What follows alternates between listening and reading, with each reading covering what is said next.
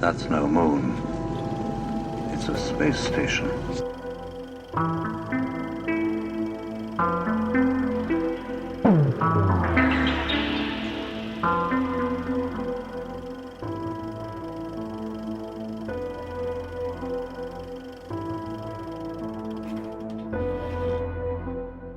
Hey guys, welcome back to the show. Just a few quick things before we get started. I just want to remind everybody that we are affiliated with Hopewell Farms still. I know I don't talk about them anymore, but you can receive 10% off all of their products if you're looking to try a new CBD, by the way.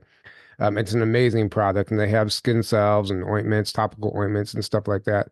But you can save 10% off all their products with promo code Journey to Truth 10, and that link is below in the description. Highly recommend it. It's one of the best, if not the best CBD I've tried. It's great for your pets, pain, sleep, all the above. Go check it out. And you can find our other affiliates, Omnia Radiation Balancer and Merlin's Lab, Colloidal Silver, and Orgone Pyramids on our website, journeytotruth.online, where you can find everything else we do, as along with our Patreon and our documentary and our conferences. So go check that out. And today we are joined by Bradley Loves. Bradley is somebody that I've just recently met and I'm still getting to know.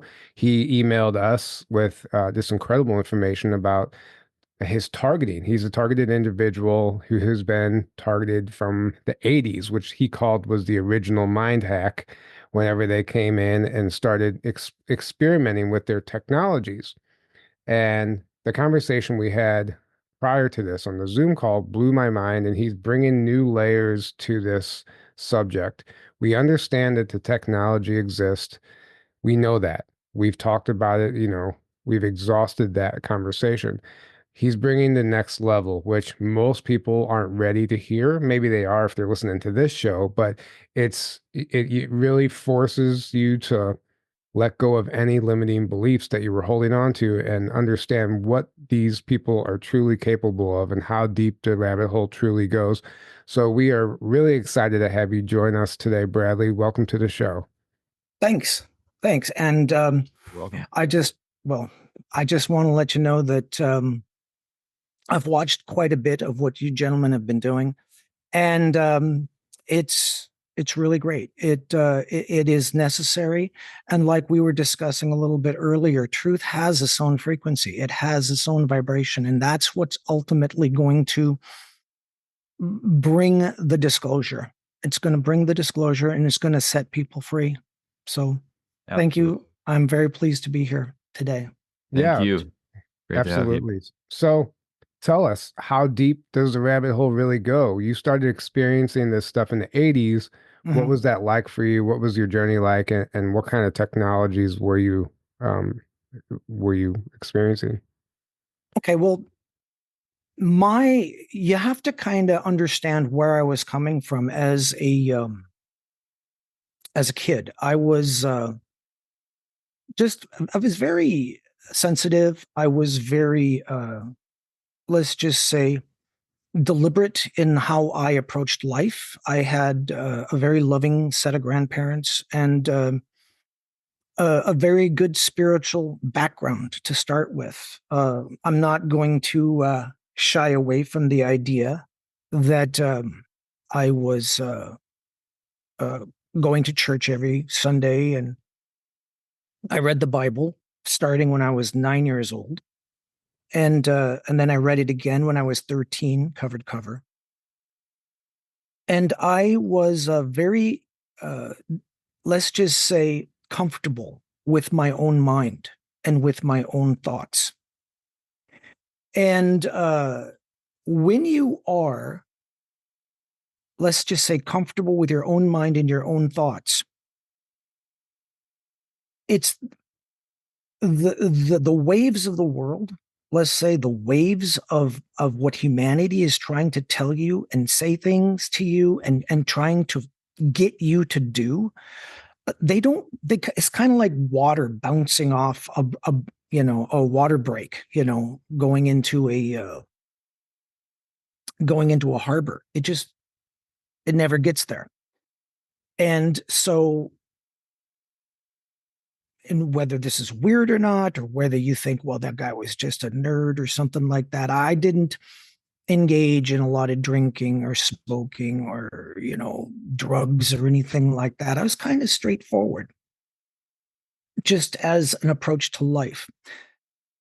When you do that kind of thing, there are people that notice.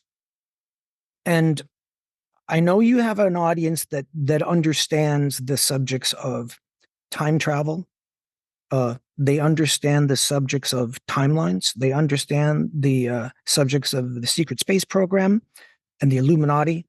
So I'm not going to shy away from diving into that right away. If you guys don't, if you're okay with that, bring it on. Okay. Absolutely. Yeah. In my opinion, and I've read this, and other people who are into it have said this, and I can concur that there are beings, whether they're the Draco reptilians or whether they're the Orion Greys or whether they're from a higher level dimension reality that we can't see, they watch. And they see people who are giving off a particular frequency that, let's say, is brighter, more enlightened, more let's say harmonious. And because they're giving off that particular frequency, it is a disturbance to their, let's just say, field of distortion that they're trying to put around Earth. And the field of distortion that they're trying to create and operate around mankind, such that we make very poor choices, that we do things that are not really great. So, yeah, I was being watched. That's the long story and the short story of it. I was being watched, and there came a point in time when I came under attack.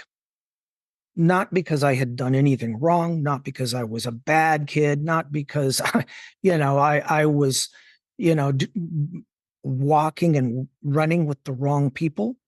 Yeah, I kind of like just was making all the choices that I thought were good choices.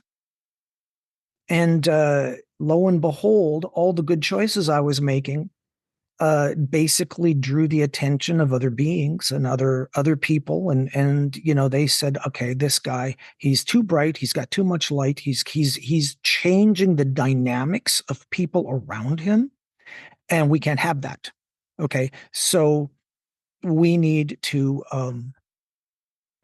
work on this guy. We need to, it's you like it's whack-a-mole. If you understand that, the heads stand up and it's got to be whacked back down. And so I, for lack of a better word, went through a whole series of illnesses and horrible things that were happening to me in my life that happened for basically no reason. I got very ill when I was in my 20s, my early 20s, and ended up having to start seeing an osteopath, a naturopath, who was helping me with that because,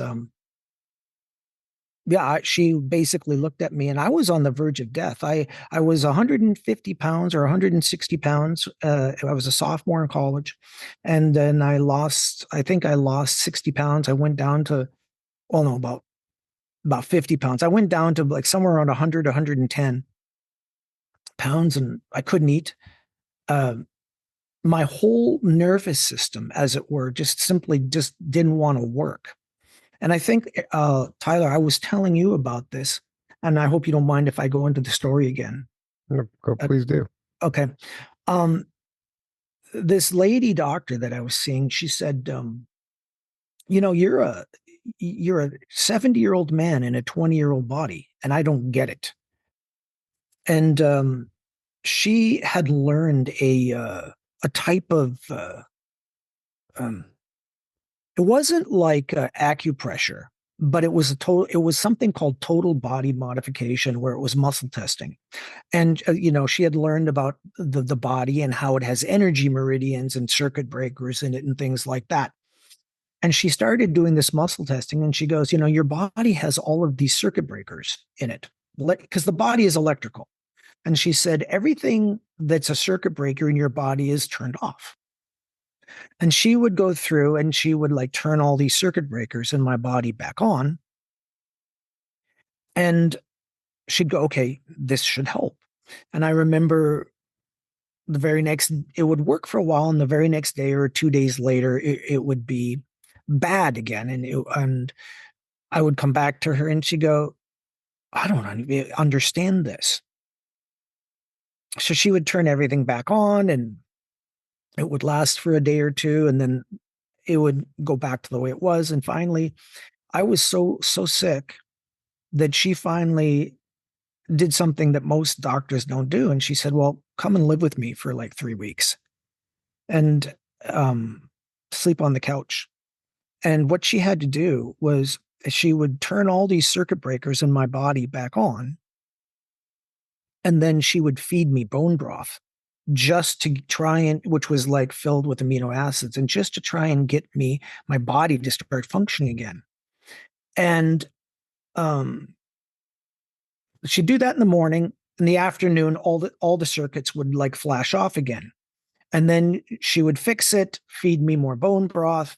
And then in the afternoon and then the evening, all the circuits would turn off again. And she did this, she would turn them on. And over the course of a week or two, I finally got strong enough where she could stabilize me. Now, a lot of people say, well, what are you talking about? I believe that I was under a type of frequency attack. It was an energetic attack through broadcast technology. Okay. Mm-hmm. Now, I'm only saying this because at the time I had no clue what was going on. I'm only saying this looking back. It's kind of like I'm in my 60s now.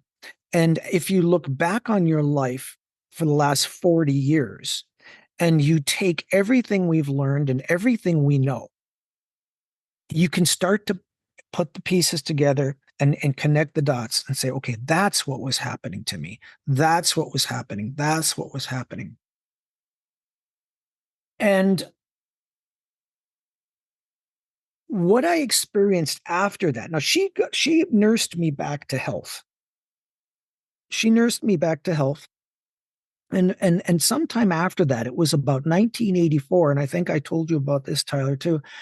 In about 1984, I was praying in a church, very large church, and as I usually did, and I felt a presence in the church with me, and it was. And the reason I say I felt, because you couldn't see anything,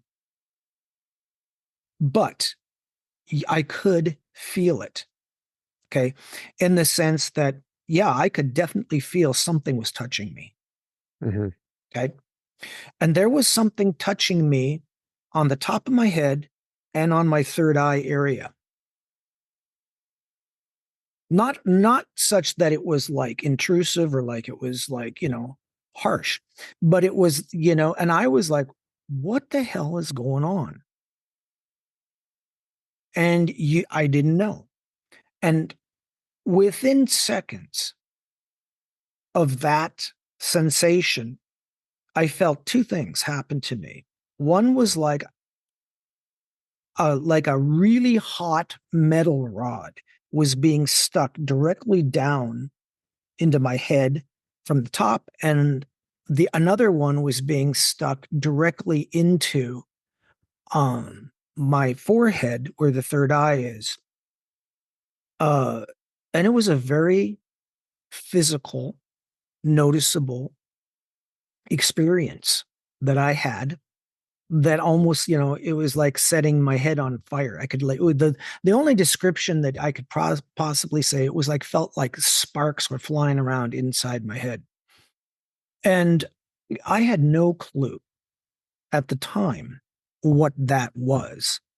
Okay. Other than it hurt, other than, wow, this is like something that I've never experienced before. And, looking back on it, now, knowing what we know, I'm thinking that was like an interdimensional, other dimensional heat. Okay. Because now remember, I said I pray regularly. I was meditating regularly. Did you say hack? Did you say hack? Like a hack. And okay. I'm gonna get into that. I'm gonna explain, because that night, I was trying to calm myself and to get the pain to go away. And I was sitting on my bed and trying to quiet my mind. And it was like there was this, and how best to describe it, otherworldly, what I thought was an otherworldly presence. Now, please, remember, this is my take on it from 1984. All right. I thought was like an otherworldly presence that was like trying to manipulate my body. Okay. So now imagine yourself. I don't know if you guys ever meditate or you sit quietly and you contemplate things, and you're doing this. And then all of a sudden you feel the sensation that another being, another entity, or another frequency is trying to animate your body, manipulate your body. Okay. And, your arm, you had your arm sitting in your lap, and your hand goes up, or the other hand goes up, and you're like, oh God, that is really weird, or, you start feeling like sensations like there's another presence inside of you that wants to say something or talk to you. Okay. So those were the early signs that something really drastic had happened. Okay. Now, back then, people say, oh, well, that's easy. You're possessed. Mm-hmm. Okay. Naturally, I wasn't going to tell anybody that was going on, because, well, I'm smart enough to understand that, well, I don't understand it, first of all, and most people don't understand it either. But what I've come to find out over the course of many years of study now is that frequency manipulation and the technology that the Illuminati has, the technology that these Draco have, is very, very into frequency manipulation. It's very into mind manipulation. And what I've come to discover is that, like a demonic possession, is exactly the same as a technological possession. Right. If that makes any sense to you. Mm-hmm. Yeah. Because what we're talking about is the human body runs on electricity. It runs on frequencies. And if you can understand the frequencies of the brain and of the body and how it works and how the brain communicates with the body, then whether you're doing it with technology or whether, let's say, a demonic alien entity that, you really can't see but understands that, it would be the same type of thing. Okay, so biblically speaking, and I don't know if you guys want to go there, biblically speaking, they used to talk about people, way back when, 2,000 years ago, that were possessed and their bodies were being under control of other entities. That's common if you've gotten into the Bible. But what most people don't understand is that, well, all you need is the proper technology. All you need to do is understand how the brain works and how the body works, and you can do that with technology too. Right. And these groups know us better than we know ourselves, and that's always been the trick, right? They hold those secrets so we don't discover that about ourselves. And because they know more than we do about the very own our very own body, they're able to control it and manipulate it in ways we don't understand. Yeah, right. So these, what's it like? What ends up happening is when you're a target, and if they can get into your mind deep enough, and this is what drives people to suicide, it's almost like there is a second person inside of you now. Okay. And I've talked to other targets. A lot of them say, yeah, it's like they're always watching. And there are whistleblower doctors, and I'm going to just list a few of them, like Dr. James Giordano. He gave several lectures at West Point to the West Point cadets, talking about brain to brain and machine to brain interface. There's a gentleman named Dr. Robert Duncan, Dr. Charles Morgan. Okay, these are the eggheads that have been developing this technology, because I've done all the research. And yeah, they say that, once you can match, and they call it brain heterodyning, which is basically they're making a digital clone of your brain. Okay, so that they can understand the synapses and the electrical connections and how your brain communicates with itself. And then they try and insert themselves into your thought processes. Okay. And for those people who think, well, that's just bizarre, how would they do this? Well, you have to think of think of anything like a radio broadcast or a television broadcast. How in the world can, you have a television tower 50 miles away broadcasting a TV signal, and then all of a sudden your little box, in your living room is picking up the signal? Well, it's a broadcast wave. And that's the type of thing they're using on targeted individuals. And the reason they can do that is because the human body, believe it or not, is actually an antenna. It's a divinely created antenna. Okay. It's an organic antenna. So it's set up to receive frequencies. It's set up to receive broadcasts.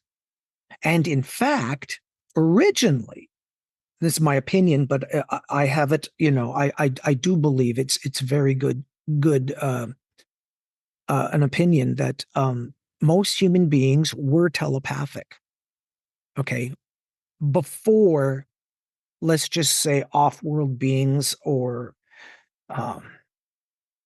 otherworldly entities from other realms, other dimensions started messing with our DNA. Okay. We were telepathic. All human beings were telepathic. I agree. And the question is, well, why aren't we now? Okay. Well, think about it. How can you take over a species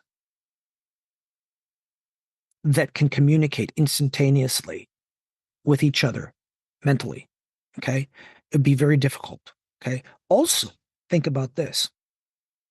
True telepathy, real telepathy, comes with not just words, not just with ideas, but with feelings, with understanding, with emotion. If you're in a telepathic conversation with another human being, it's very hard to lie to someone. Almost impossible. Okay. So if you're using telepathy and you're in communication with someone and you all of a sudden lie, they would know it. I mean, instantly. So it's nearly impossible to invade, infiltrate, and take over a population that is telepathic. First thing you got to do is genetically alter them so that you can get rid of telepathy. Okay, that's called divide and conquer. It's the oldest trick in the book.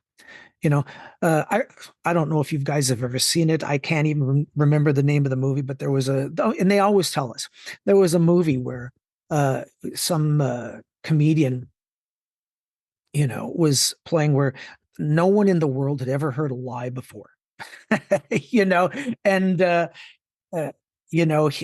was just some schmuck in England who did the very first idea, and he said, what if I don't tell the truth? What if I lie? And he was like, oh, well, here's what will happen if one person all of a sudden lies in a world where people just don't expect it. it was a comedy, but it was kind of funny.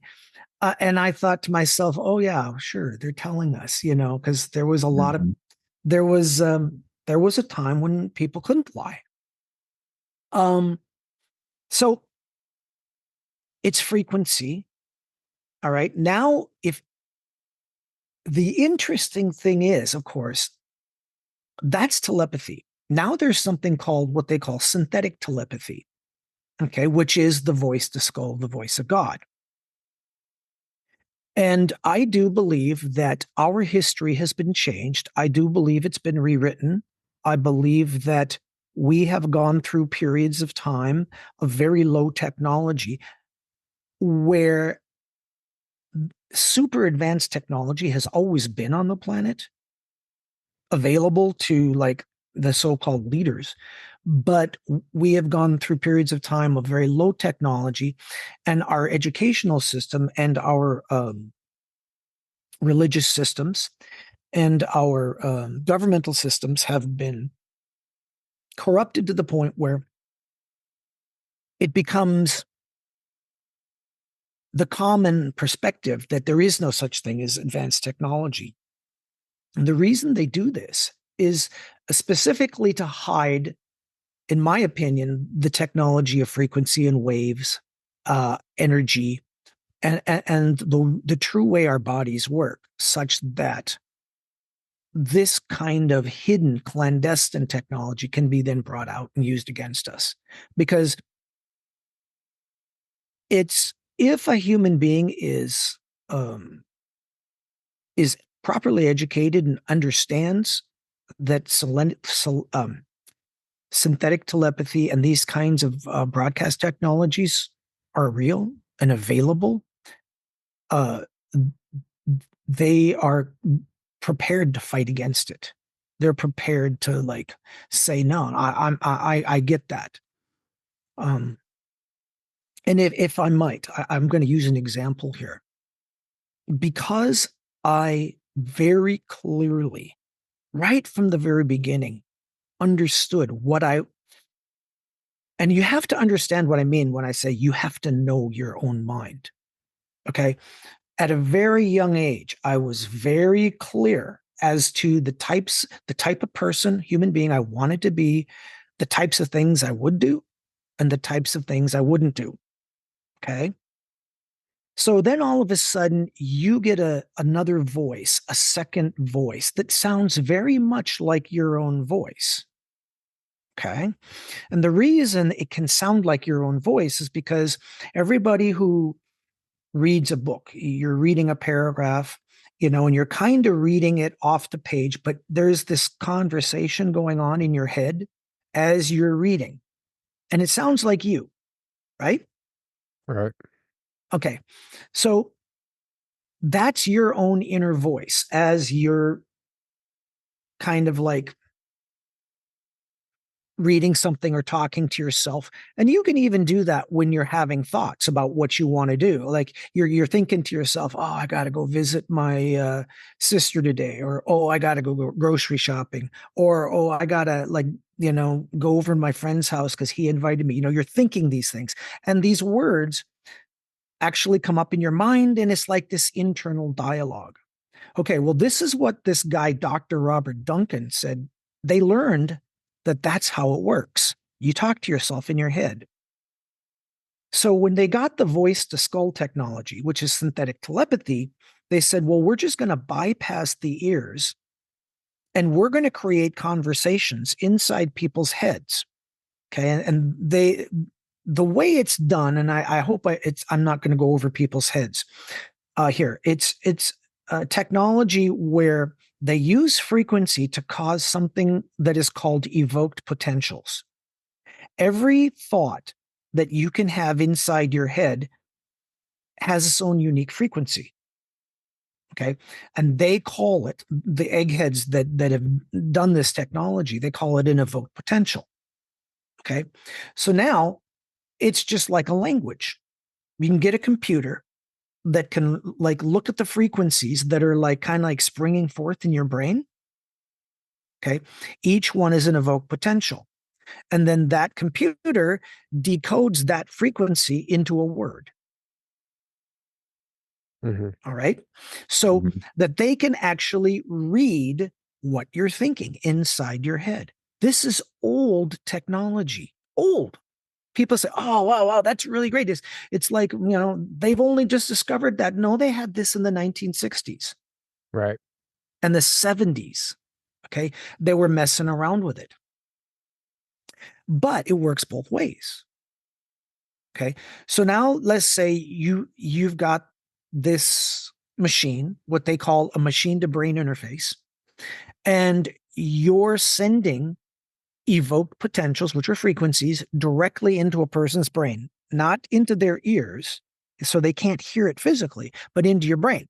Well, okay, now what's happening is you're hearing an internal dialogue. Sounds like you, but it's not. That's the thing. Okay. All of this. Now, if you are not extremely aware of the types of thoughts you would have and the types of thoughts you wouldn't have, you wouldn't even notice. Right. Yeah. And if you're just running around on autopilot, not self-aware at all, like if you're not self-aware, you are literally a zombie, Yeah. But it gets deeper into what they really wanted to do with this technology, because the technology, it was about controlling human beings. That's what it was always about.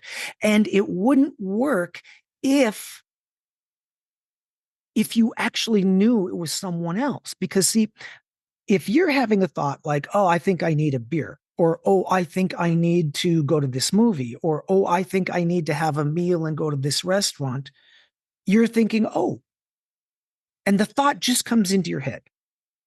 And you say, well, obviously it's something that I want to do, right? Because the thought came into my mind. That's me. No one else is in my mind. So of course I'm going to do that. Okay. That's what they wanted. They wanted to be able to put a thought in your head like, hey, join Antifa. They're really great. Or join BLM, Black Lives Matter. That's the cause that I really feel great about. Yep. Right. Okay. And all of a sudden you're like, oh, that sounds like a good idea. Hey, people, that wasn't even your thought. That was a thought that was put there through a technology they're calling synthetic telepathy, machine to brain interface. Goes, and that's what the towers are for, in my opinion. Right. Maybe they're for cell phones, but I think they're more to create this distorted reality, this illusion, and target people. Right. But it gets even now this gets even deeper. We're falling into the rabbit hole now. There's no coming back. Okay. What was the jab all about? Okay. Now here's the thing. You got a human body that technically is a spiritual antenna.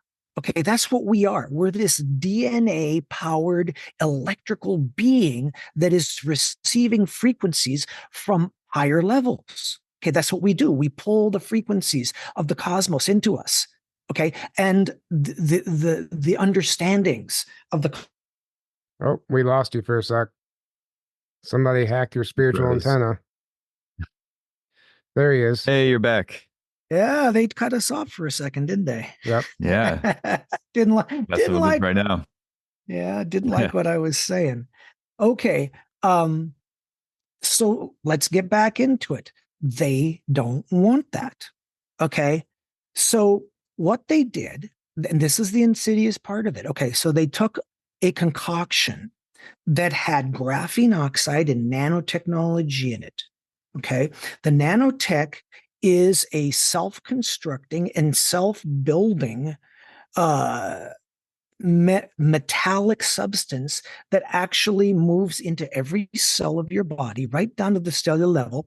And it's small enough to go past the blood-brain barrier. And all the doctors that have talked about this, like Dr. Anna Maholka and several others, has said, yeah, this is what it's doing. Well, what that's doing is it's creating a synthetic antenna in your body, or literally turning your physical body, your organic body, into an antenna that can receive their signal. Right. Okay. Not God's signal, not the higher signal, but their signal. Okay. Mhm. Which, okay, now and it only happened in 2020. Well, why? Because they didn't have the technology to hit everyone on Earth all at the same time. The early targets, the ones from the 1960s, and I wasn't the first one, but I certainly was one of in the first group. The ones from the 1960s, the 1970s, the 1980s, they were like individual targets that were being hammered from every direction, just to test and beta test the technology.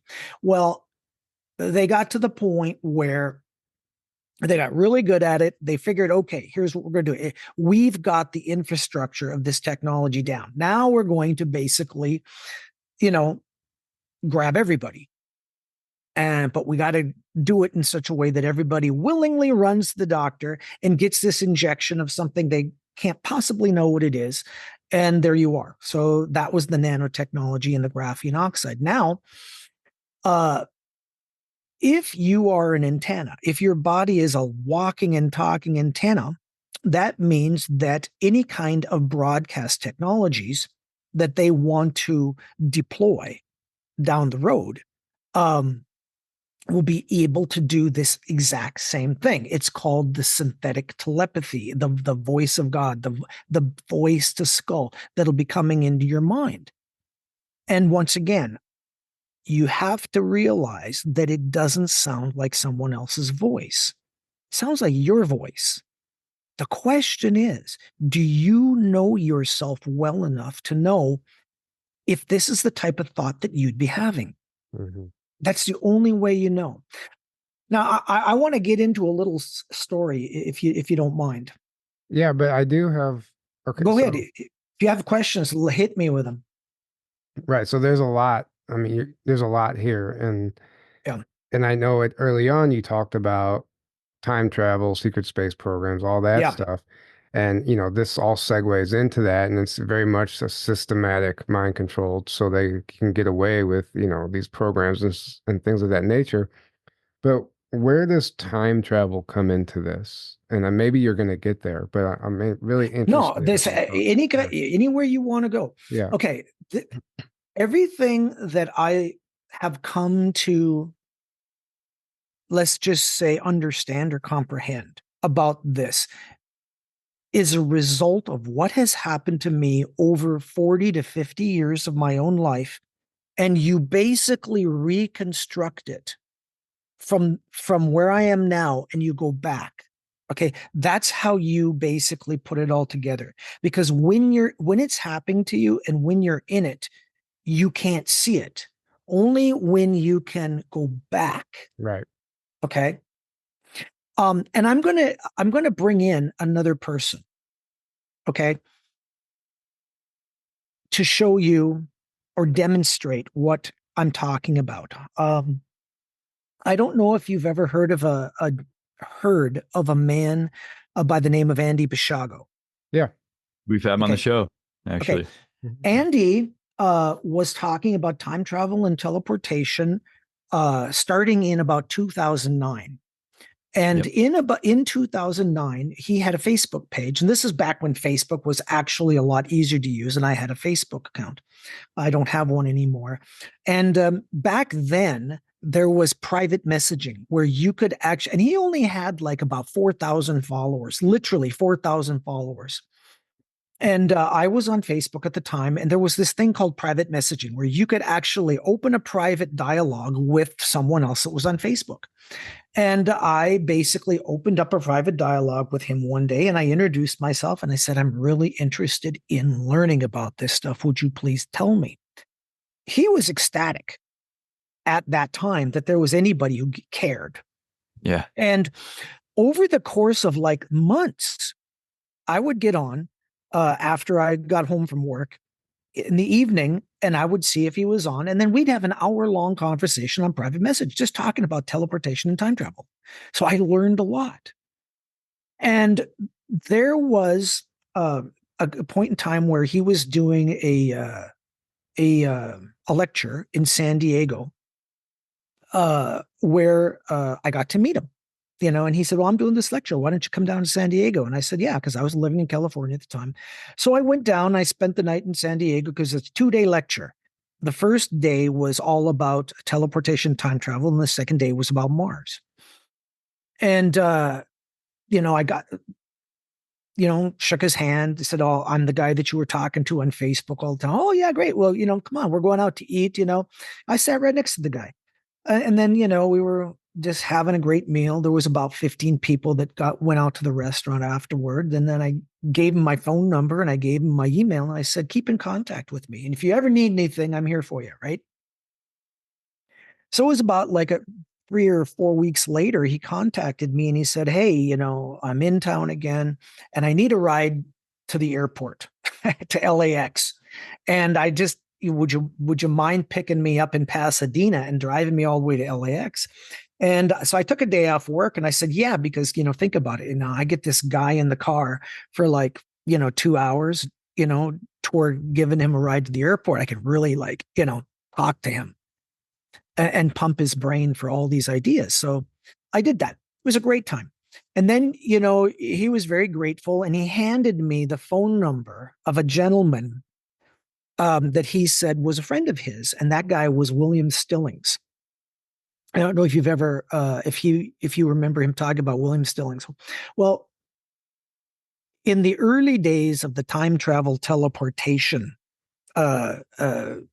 fiasco, Andy said that there was a gentleman by the name of William Stillings who was in the program with him, Project Pegasus, who was a very young kid.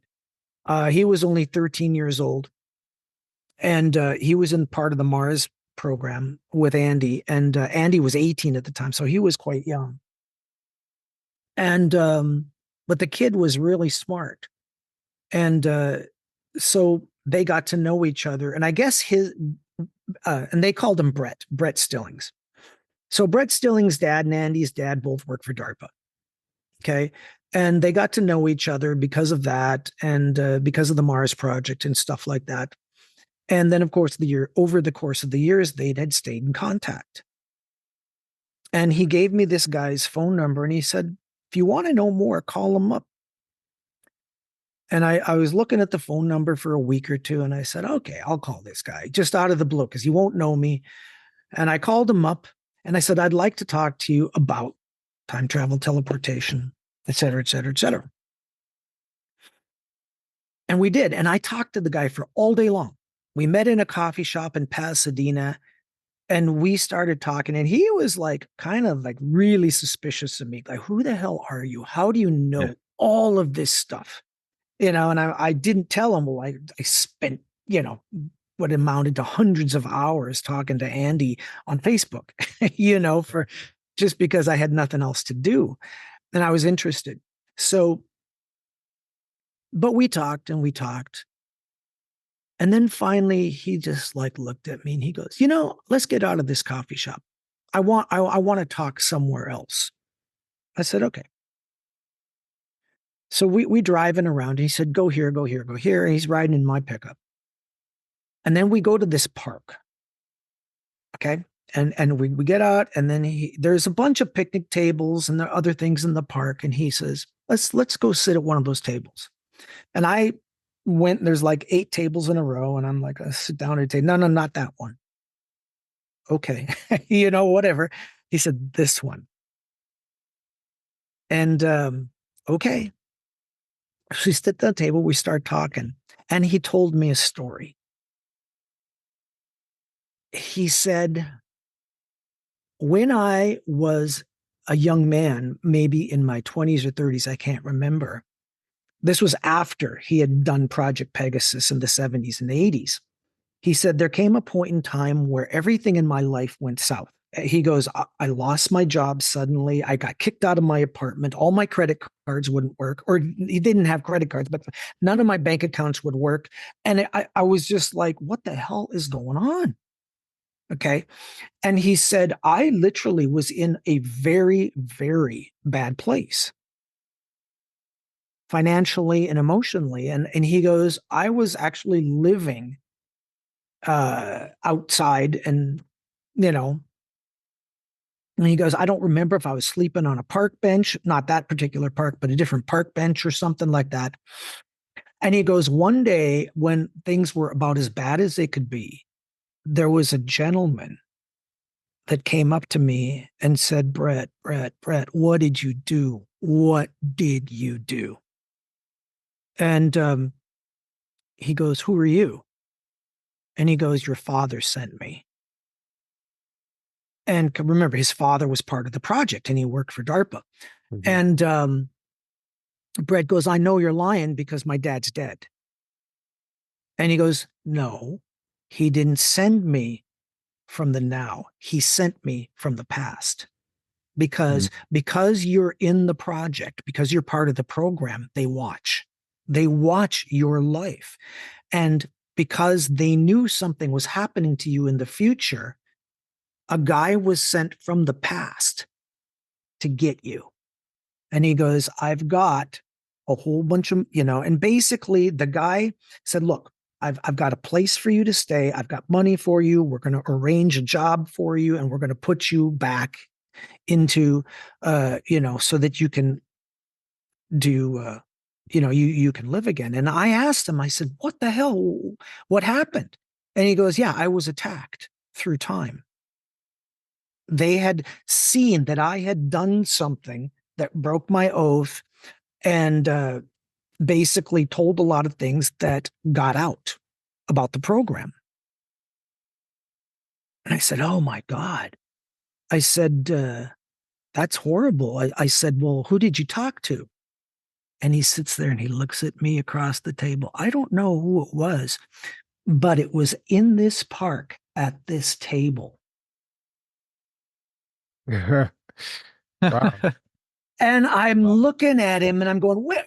So you're saying that I'm the guy that you talked to that got you into all that time, that trouble? And I said, well, God, maybe we shouldn't even be talking. I mean, maybe we should just end this. And he goes, why? I've already paid for it. They've already punished me. So you're saying that they, because of their time travel technology, they were essentially able to go back in time and target him before he became a threat. It was what they were trying to do anyway. Right. Exactly. And that's exactly what, in a nutshell, what they were doing to me. Okay.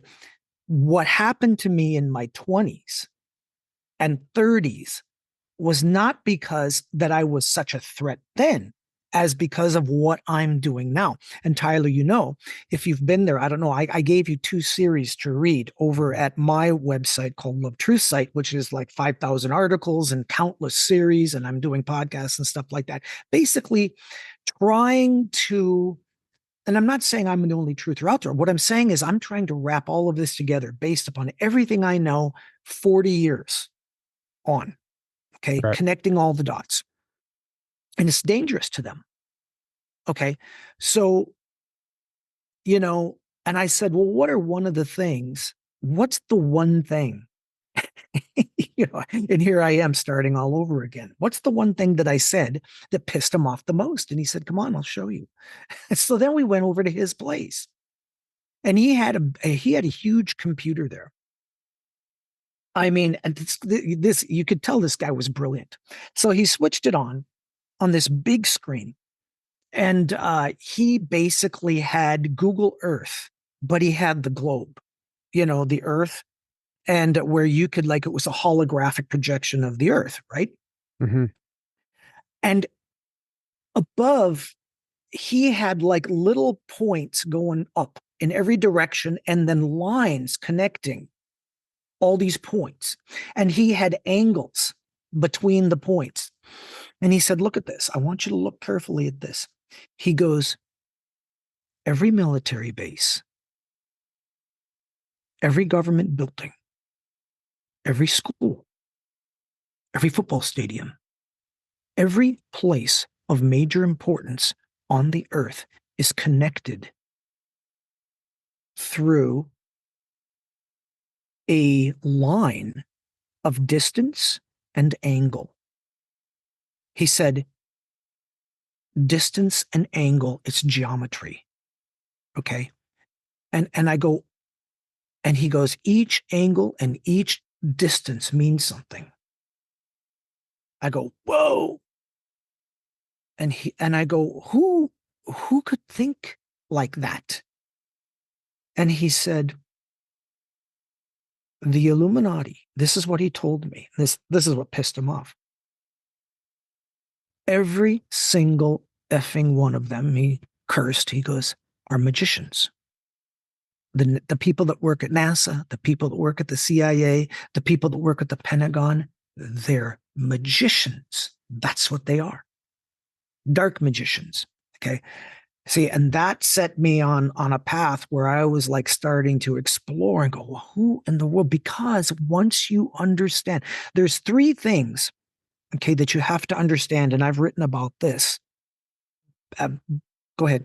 Well, I want to understand what exactly those angles and distances represented. What did that mean that they were able to like portal between the bases? Is it It's all energetic. Okay. Okay. There's three things you need to understand in order to create, because this is called the creation science. And this is something that I have been shown, let's just say by a higher level. Okay. Because of my prayers and my meditation. Okay. And I want to qualify that. People say, well, if you're a target and you've got these beings in your mind and they are there all the time, how in the world can you manage to survive? And how can you manage to deal with that and not kill yourself? Because that's what they do. They ultimately, when they're done with you, they throw you away and try to get you to commit suicide. I had already achieved a higher connection above what they can do, okay, through prayer and through meditation. And if you are capable of tuning into that level, you can go beyond what they're trying to do. And even though it's very, very disconcerting and very invasive and very intrusive and torture, you can kind of like hold it at bay, and you can kind of build a wall against it and say, okay, I know that's going on. I know it's really intrusive. I know it hurts. I know what they're trying to do to me, but you block it to a certain extent. And then you go to a higher level. And that's been happening to me for 40 years. So I have gotten very good at not just going higher, but higher and higher and higher.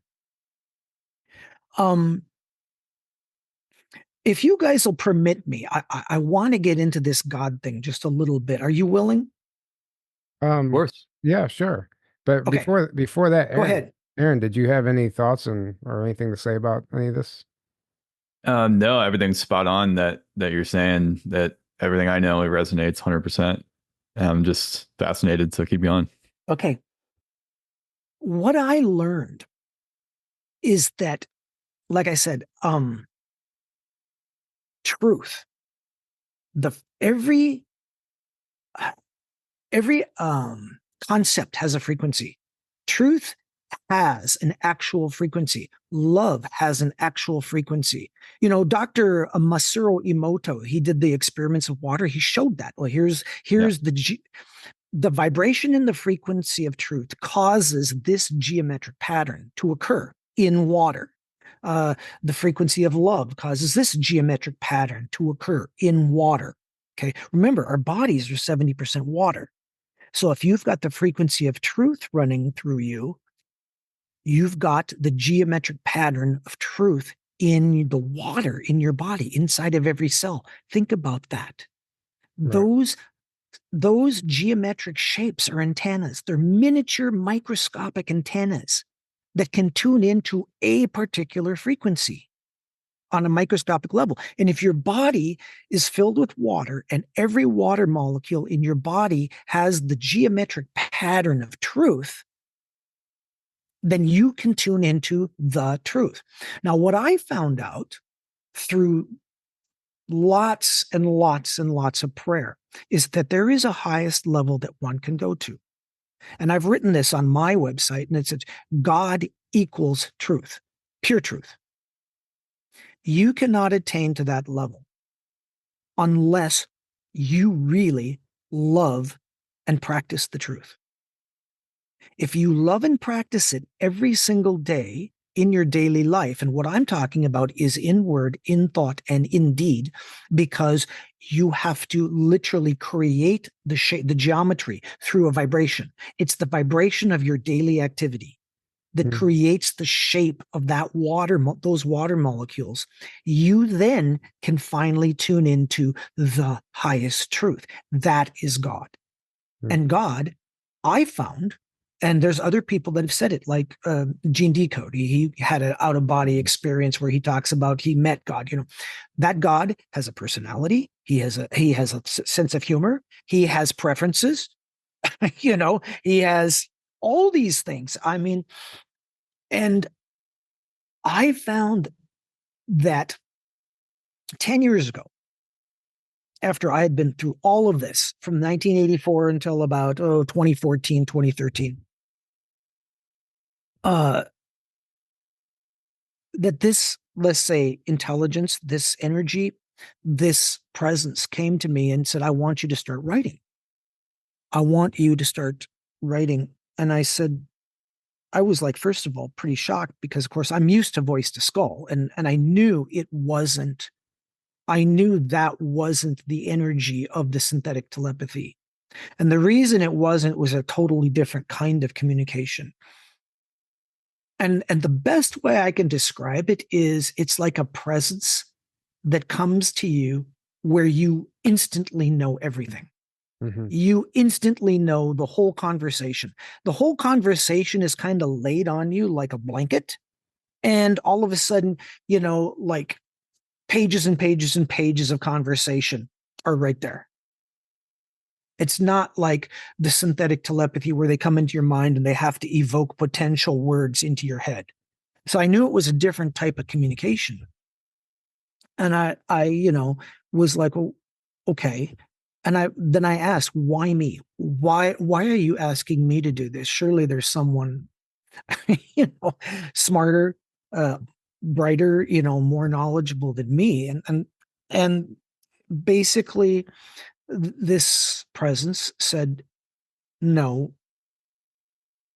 you're the one that actually was able to tune in. You're the one that has been diligent over the course of many, many, many years and has always maintained love, maintained the frequency of truth, maintained the frequency of honesty and decency and integrity, morality. Okay. And if you write what I say to write, you'll never not, I'll take care of it. I'll take care of everything. And I'll prove everything that you've ever written is true. And I was like, wow.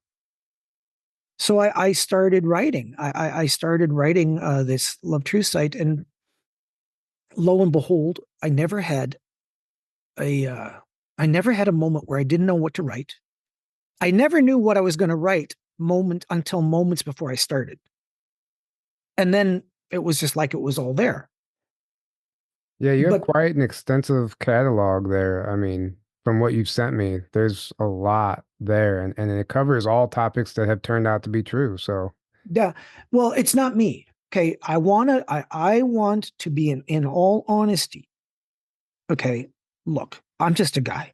Okay, I managed to connect to what I call a much, much, much higher level of truth, and the reason I can connect to that level, as I was trying to explain, is you cannot connect to a level of frequency that you are not tuned into. It's like a radio receiver. Think of a radio, you're tuning the dial. Okay. And let's say that the station you want to tune into is all the way over on the far side of the dial. Okay. The only way you can hear that radio station is you got to tune into that particular frequency. Well, let's imagine that the only way that you can turn that particular dial is if you have a special tool that turns into that frequency. The special tool is your own vibration. Okay. Your own frequency. Okay. What you've done over many, many, many years. Otherwise, you can't tune in. And it's not that the frequency, and this is what I've tried to tell people. People say, well, I don't understand why God isn't talking to me. Okay. It's not the fact that God doesn't want to talk to you or isn't broadcasting. God is always broadcasting. That frequency, that channel is always there. The question is, who can hear it? Who can tune in? Right. And you can hear it and you can tune in, but guess what?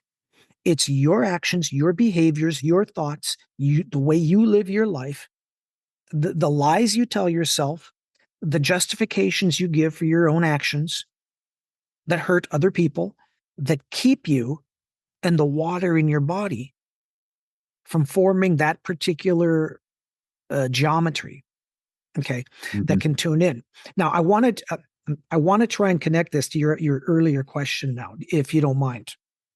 Sure. Okay. Yeah. And the question was, what does the geometry do on the planet? Okay. Why all these buildings? Why all of these these angles? Because the way you create in the way God creates is through harmonics, frequency, and geometry. If you've ever watched some of these sound videos, cymatics, where you take a tone generator and you hit the tone generator and it's got like a solid media on the plate, and immediately that one note, that one tone will create a geometric pattern. You've seen that, right? Right. Okay. Yeah. You shift the note, you change the frequency, another pattern creates. Okay. A particular note creates a particular geometric shape. That's God's way of creating through geometry, frequency, and energy. Okay. The Luciferians, the Illuminati know this. They figured it out. Okay. So how do we hijack the whole planet? How do we hijack the planet, the bodies, the minds of every man, woman, and child? They do is they create like nodes, energy nodes all around the earth with buildings where that are connected by specific distances and specific angles to other buildings such that they can create it's like a building type of energy, a resonant energy on the earth that is very negative. Okay. Like, and as you guys know, a ritual child sacrifice or pedophilia or satanic ritual abuse happens, but in the Capitol building or the White House, in underground bunkers underneath these buildings or in deep underground military bases. Okay. They do this daily. Okay. And what they're doing is they're creating an interference wave in the morphogenic field of the planet. Okay. Such that it's dragging down the resonant frequency of humanity. It's like, okay, how much air do we have on Earth to breathe? Well, what if we took away half of it? What if we took away another quarter of that? And what if they were slowly taking away our ability to breathe, communicate with each other, be healthy human beings? Okay. That's the goal of using these buildings and these monuments, because he said a lot of them are monuments, again, specific distance. And it's the distance and the angle is what creates the pattern, the geometry, so that when you use that, it creates a particular tone. Okay. Now remember, everything can be done in reverse. Think about this. You can create a tone and that'll create a geometric shape, right? Right. That we've seen that. Okay. Well, have you ever seen these videos of those star cities, the ones that are basically shaped in like really great geometric patterns? They had water all around them. Star forts, yeah. Star forts. Okay. Yep. Okay. You can go backward.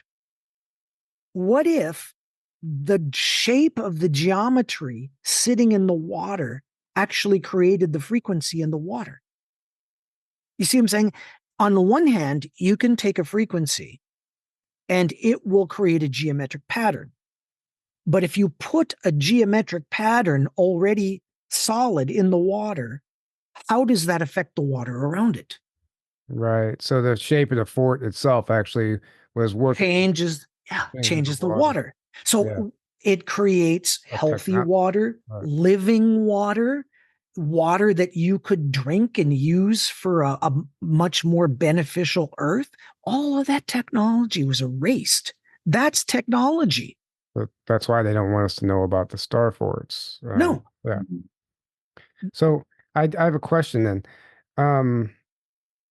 If going back to the targeted individuals, if if people are here experiencing what you and others are experiencing, a lot of people say that we chose everything that we came here to experience. Do you think like there's volunteer souls that signed up for this, or how do you think, like, do you think we knew this was going to happen before we came here and we signed up for it? Or, we've talked about this before, but I'm just curious your opinions. Yeah, well, I do have an opinion, and this opinion is basically coming from my interaction, my contact with that higher level. God is only good. There's a lot of, there's a Luciferian philosophy that God is both good and bad. And you've probably met other people in the truth movement who say, no, God is both good, both bad. And the most we can hope for is to achieve, air quotes, balance. That's bullshit. Okay, I'm sorry. That God is good. That's it. Okay. What I have learned is that everything has to be seen in terms of harmonics. And what do I mean by that? At the highest level, everything is pure harmony. Mm-hmm. Okay. Think of Masaru Emoto's work again. If you have a pure molecule of water that's imbued with love, it creates a beautiful geometric pattern. If you have another one that's imbued with the energy of truth, it creates another beautiful geometric pattern that is different. Right. Well, go ahead. Yeah, I mean, we kind of covered that already. I just want to get to the question: if, do you think people are signing up for this, or do you think it is truly an attack? I believe that very high souls volunteered. Now, if you call that signing up or contracting, I hate the word contracting because that's a banking term. Okay. God does not make anyone do anything. Okay. I think that people souls volunteered out of pure love. They saw what was happening and they said, oh my God, that's horrible. That is one of the most despicable things we've ever seen. We feel for those people. Those people are our kin. They're our brothers and our sisters. And I am willing to volunteer to go into that cesspool. Okay. Do you sign up or volunteer to be a target then? No, you don't. You hope for the best, but that it is a potential. It's a possibility. Okay. That's the best way I can describe it. Okay. If you're walking across a lawn that has 15 or 20 holes in it, and you don't know where the holes are, there is a possibility or a probability that you might fall into one. Okay. That isn't to say that God wanted you to be tortured or that God actually decided that guy right there, I'm going to make sure that he's tortured. No, absolutely not. God loves us all. And he would prefer that none of us were tortured. Okay. So the idea that we volunteered, and this is why I really have problems with New Agers, because New Agers have basically said, look, everybody contracted, banking term, for everything that's happened to them. Therefore, if there is a little 5-year-old that's being raped by, one of the members of ISIS, who cares? That little 5-year-old contracted for that. Therefore, right. the best that I can do is just say, hey, well, that's an experience you wanted, your soul needed, obviously, and I should just not judge that. Okay. That is a Luciferian stand down tactic that gets everyone who is spiritual, everyone who feels, everyone who has empathy to basically stand down, do hands off. Well, what does that achieve? The only people who benefit from that are the dark people, though the ones that want to rape kids, and the more and more and more we don't do anything, then the more and more and more evil takes over the world. Right. You don't get less evil by ignoring evil. You get more of it. Right. Yeah, that's a great way to answer that. Were you gonna say something, Aaron? The way I like to look at it is like, you gotta always ask the question, what would love do, right? Would love allow something like that to continue and say, oh, it's okay because they agreed to that, or whatever your justification is, that you don't have to deal with that or look at it, and that's there's a lot of that kind of BS in the quote unquote new age spiritual community, is like this spiritual bypassing philosophy, and it's like, it's a lot of it's like they have certain concepts that get twisted, that like the concept itself is true, but then they twist it into the spiritual bypassing, like, oh yeah, like since there's a higher level, then that means this is all, I don't even look at the negative, don't even deal with it, it's okay. It's like, no, that's not just because there's a higher level going on, just because your soul, the real you, is the higher level, and you're coming from that perspective before you incarnate, doesn't mean you need to just allow everything to happen, no matter how evil and negative it is, and what evil it really is disharmony, is really and that's why I like what you said, is like, at the highest level is pure harmony, is perfect harmony. And then the lower you go, the more disharmony starts distortion. Distortion is another term to use, starts coming in, because you're getting farther and farther away from source. Oh, now we lost Aaron. To that level at any time, but we have the free will. Like, we have free will. So that's why people say, well, why doesn't God just do that? And well, because you have free will. Like, that's you that has to tune into that, not the other way around. It's there all the time, like you said. You're just not tuned into it. You gotta, but that also doesn't mean you just ignore the disharmony, ignore the negative. Like, you're here to be a beacon for that love frequency, for that truth frequency. And that means you need to be anchored into that. Because a lot of people get caught up in the fear, and that's when they start feeding into the disharmony and feeding into the negative, because they end up becoming on that same frequency, thinking they're fighting against it, and then you're actually feeding it. You don't want to do that. You want to be anchored into that frequency, but you also want to deal with it from that anchor point, so that it's not going to have as much of an effect and pull you down with it, and then you're now caught in its frequency, right? So, and sometimes, some people become the very thing they're fighting by doing that. Right, exactly. But more to the point now, I love what you just said. Okay, but now consider the question that Tyler asked earlier. Why use these buildings and put them in a geometric pattern around the earth? Because they know this. They know we're willing to fight back. Each and every one of us has free will. They can't literally it's very difficult to take over a whole population species like ours. So they need to use synthetic ways of creating frequency and vibration all around us, such that they are constantly poisoning the energetic and the morphogenic field around us, because that creates what you said, Aaron, is a distortion, disharmony all around us. You get up in the morning, instead of feeling happy and free and energetic, you feel tired and listless and sad, and it's not just that, but then it's the frequencies from Wi-Fi and cell phones and the towers and everything. It's beating us on from every direction.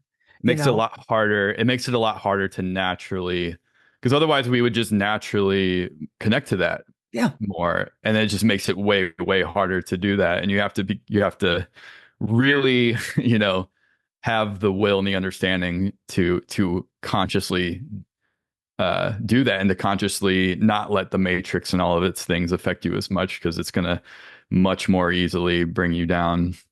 That's why they come at you from all angles, right? So you're watching the news, you're in school getting programmed, you're eating crappy GMO foods, you're getting jabs, you're drinking the water with fluoride, you're like the frequencies, it's all of it, and it's all affecting you from these different areas. You're being programmed, and the programs work way better when you're at this lower frequency. So they want to keep as many people at this lower frequency as possible, so that the programs can then take root, and then you're just running the program. So the higher you raise your frequency, the more you're going to see through the BS, and the more it's not going to take root, and you're going to be like, wait a second, that doesn't make any sense. Or wait a second, this is who I am, not this, and you're going to naturally go to your own frequency more the higher you raise your vibration. Absolutely. But think of this. Think of how terrified they must be.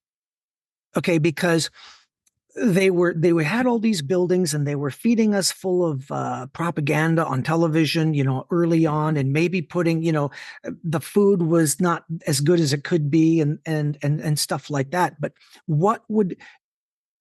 there is something else going on. And this gets into, the whole idea of this ascension, this galactic rising of the energies and the frequency. They're so terrified that no matter what they're doing, we're waking up.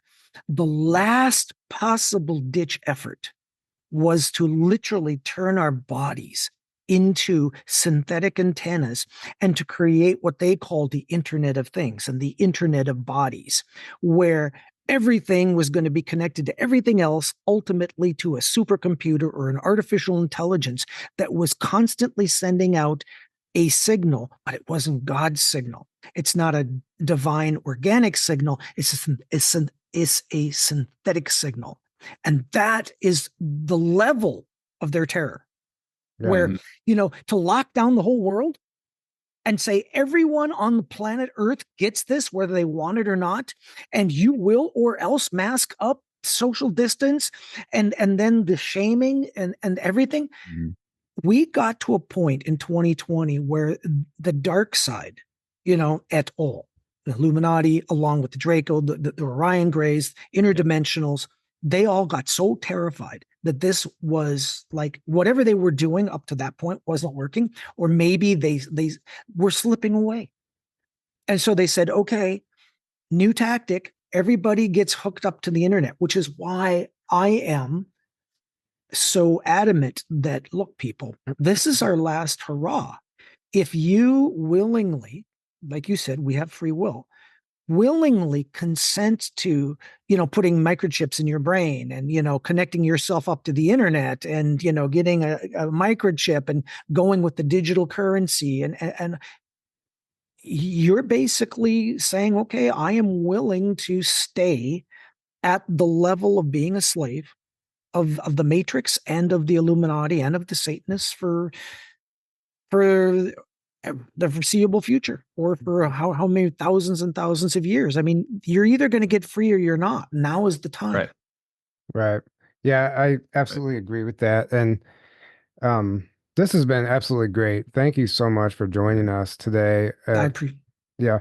I don't know if there's any last thing, anything else that you would like to share before we wrap this up, or I think we pretty much covered some ground here. So well, the thing that I would like to share is just keep praying, keep working hard to get your frequency to the level where you can defeat this coming matrix, because I do believe that it is coming. I do believe that in the next weeks, months, and even few years, we are going to see a real push to go synthetic, to hook ourselves up to the internet, to hook ourselves up to technology.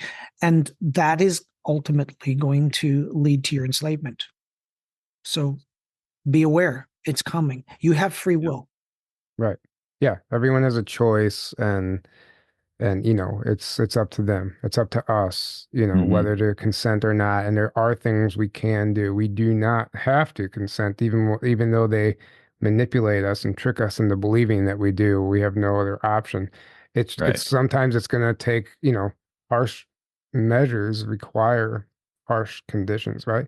So it's going to get difficult sometimes, and you might have to change your entire way of life, even if you have to, and give up a lot that you once, identified with. But sometimes that's the only way. And I really do believe that, like you said, they're really going to try. They're really going to stomp down on us. But that's ultimately the dark serving the light, and it is going to force an awakening, and they are terrified. So there is a bright future, but there's a systematic, devastation occurring right now, and unfortunately, we're living through it. Fortunately or unfortunately, because we are witnessing history. So anyway, will you please let people know where they can find your websites and your articles and stuff? Yeah. I write a website. It's called Love Truth Site. And that's not an accident, because I believe that if you love the truth enough, it gives you sight. Yes. True sight. But in this case, sight is spelled S-I-T-E. So it's LOVETRUTHSITE, lovetruthsite.com. And I'm also on Telegram. And you can find the Telegram channel by going to my webpage, and it'll just have a link there, or you can go to Love Truth Site, Only Truth Matters on Telegram. And I also have a Rumble channel, Love Truth Site. I have an Odyssey and a BitChute channel that, and they all have podcasts and videos that I've done on them. So that's where you can find me, and if you care to do some more investigation. Great. Thank you. Thank you so much. And I just want to remind everybody that Aaron and I will be speaking at the Mind Nexus Conference in Tucson, Arizona, September 27th through the 29th, primarily surrounding the topic of targeted individuals. And you could probably be a speaker there next year if they do it again. Excuse me. Yeah, absolutely. You have some great information, and you really do bring in new perspectives and come at it from a different level. So, I appreciate that. Thank you. My pleasure. It's all for humanity at this point, where we're just trying to help each other along the path. Yeah. And if anyone's interested in going to that event, Aaron and I both have discount codes. They're in the description below. You can save $50 on your ticket. So take advantage of that. And we hope to see you there. Come hang out. Let's have some fun in Arizona in September. And go check out Bradley's website and all of his channels. He's doing some fantastic work. Thank you again for joining us. This has been fabulous. We really got deep, and I think you're on to something. And keep doing what you're doing. And until next time, we love you all. We can't do this without you. Have a great evening, good night, or day, wherever you are. Good day. Good night, bye. It was further agreed that the alien nation and the United States would exchange 16 personnel each to the other with the purpose of learning each of the other. The alien guests would remain on Earth, and the human guests would travel to the alien point of origin for a specified period of time, then return. Well, what shocked me was how they selected the astronauts. But they went out and found people within the military that were orphans and didn't have any family members and weren't married. Now, that's a difficult task, even in 1960. But this became quite a mainstay in early ufology of the 1990s, given that in addition to Request Anonymous telling this extraordinary story, there were several alleged DIA or Defense Intelligence Agency officials who were also coming in and saying, yeah, we have knowledge of this case too, and we can verify what Request Anonymous is talking about. Could you estimate what his level of intellect was? Smarter than me. He was smarter than me by a long range.